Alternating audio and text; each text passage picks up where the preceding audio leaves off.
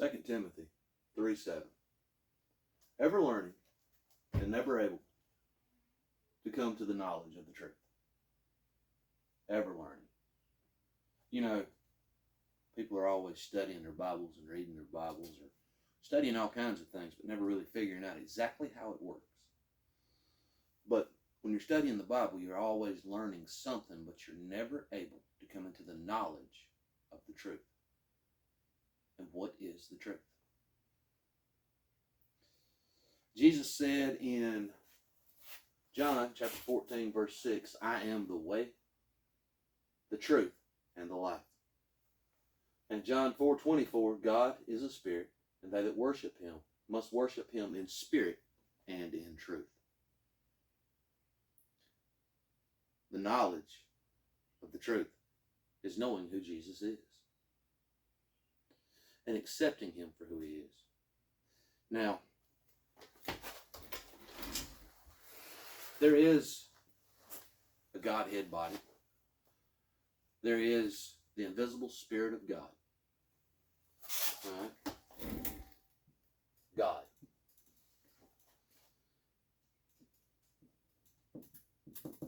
God is a spirit, an invisible spirit. And the very first words that God spoke in the Bible is, let there be light. Jesus is the light.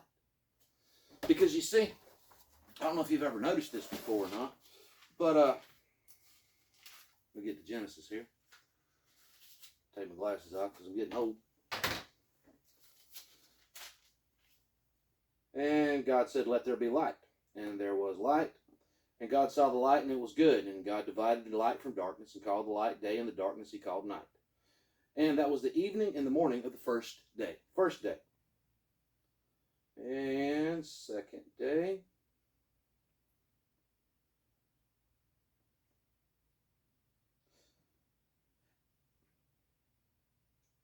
And God said, let there be lights in the firmament of the heaven to divide the day from the night, and let them be for signs and for seasons and for days and years. And let them be for lights in the firmament of heaven to give light upon the earth. And it was so. And God made two great lights, the greater light to rule the day, and the lesser light to rule the night. And he made the stars also. And this was the evening of the fourth day. So why did God create the sun twice? You know, he didn't. His first words that God spoke was, let there be light. Jesus is the light. In the beginning was the Word, and the Word was with God, and the Word was God.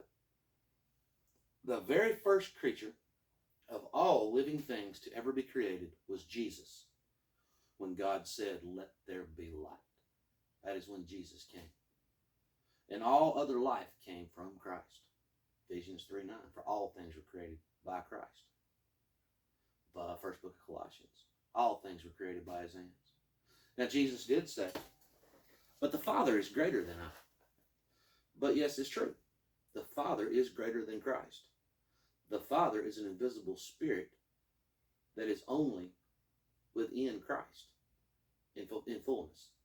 Because in Jesus was the fullness of the Godhead body. But besides that, we should always do what God says. And what did God say? He has placed Jesus ahead of all things. All things are subject unto Christ. Whether it's in heaven or on earth, all things are subject unto Christ.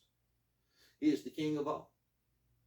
Now you remember back in the old, well, I can't really remember back in the old days, but back in the old days when there were kings and queens and stuff like that, you know, let's say for instance I was a king.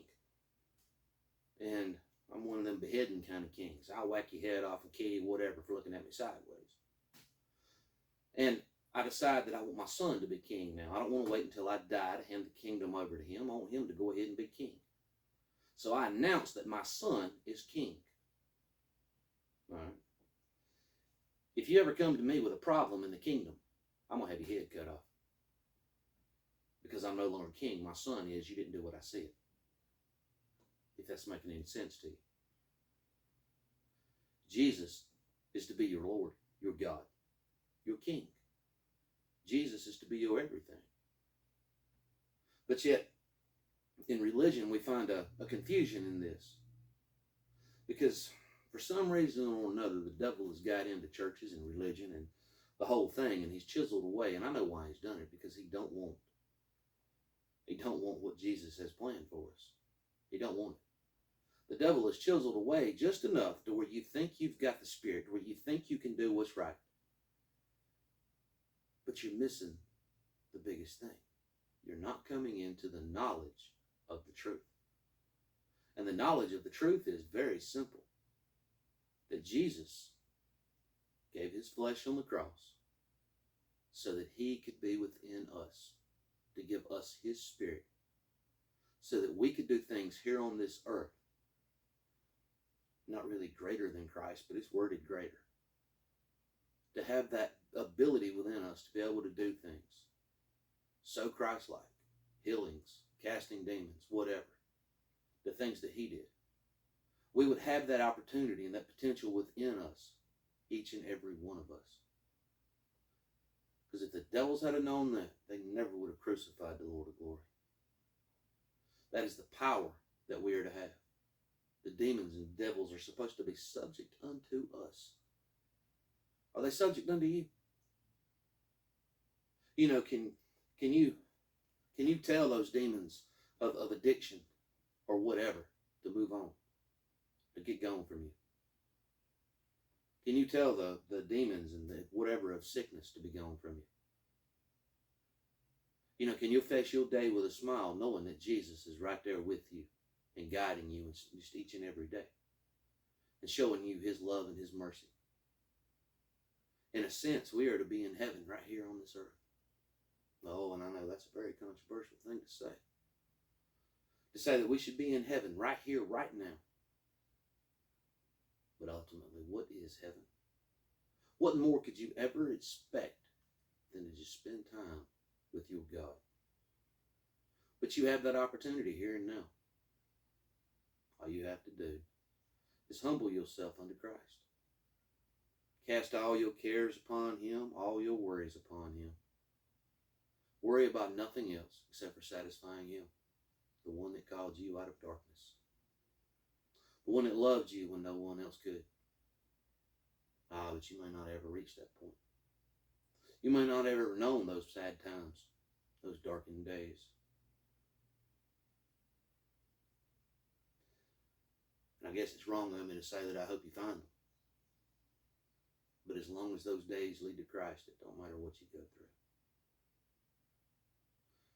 Because the trying of your faith is precious. And we must go through things in order to get to where we need to be. We are all, each and every single one of us, on our own little sin walks here. We ought not be judging each other on account of each person's sin walk. Each person does their own things as best as they can, the best that they know how to do. But it's easy to sit up on a high horse and judge, ain't it? But Jesus didn't do that, not yet. Jesus' day of judgment is coming, though. But you've got all the way up to that day to say, Lord Jesus, forgive me. Lord Jesus, lead and guide me. And if you've never experienced God's love, just go somewhere where you can be alone. And just say out loud, Lord Jesus, do you love me? Say, Lord Jesus, show me. Show me the truth. Lord Jesus, you're the God of this universe. Show me. Show me your love. Rekindle yourselves unto Christ, each and every one. And let nothing else hold an importance in your life. Lord Jesus, thank you for this day, Lord. Lord, I want to pray unto you that this somehow made sense, Lord.